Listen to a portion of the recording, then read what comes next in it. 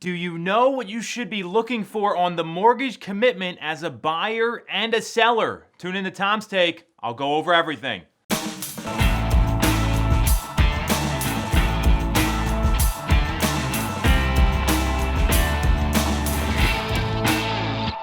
definitely going to want to watch this one.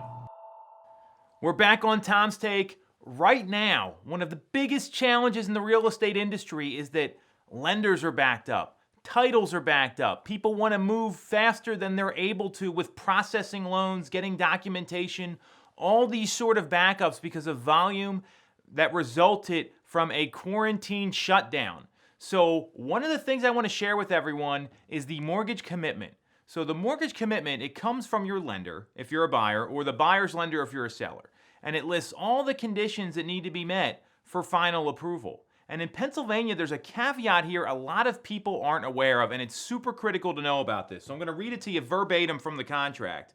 So even if the mortgage commitment is received by the date in the contract, the seller can terminate if the documentation demonstrating the lender's conditional or outright approval of the mortgage application, one, doesn't meet the terms in paragraph 8A, so it's not congruent with loan-to-value ratio, rates, all the things that you've agreed to, and you present it that was how you're financing the property and how that's working. And the second thing, and this is the key one, it contains any condition not specified in the agreement.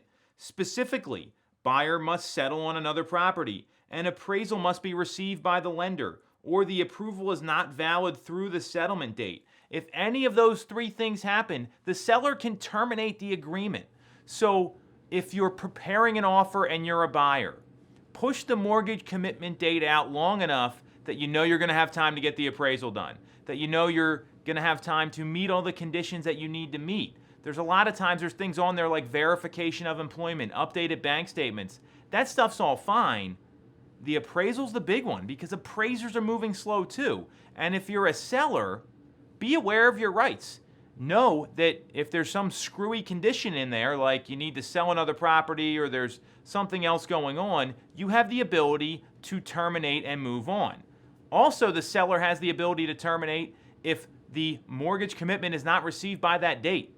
These are things that aren't reviewed often in the agreement of sale, and they're important to realize as a consumer. So as a seller, you've got rights if the buyer's jerking you around and they're not giving you what you need, they're not proceeding in a timely manner. And as a buyer, you've got to be really careful what deadlines you put into the contract. Right now, the biggest problem I see in real estate is everyone's moving so fast, they're not understanding the agreement of sale. And that can get you into trouble as a consumer. So read through this, understand this. If you got questions, you want to talk to a lender directly, anything like that are specific to mortgage commitments and the deadlines associated with them, you know where to reach me. Otherwise, we'll catch you next week.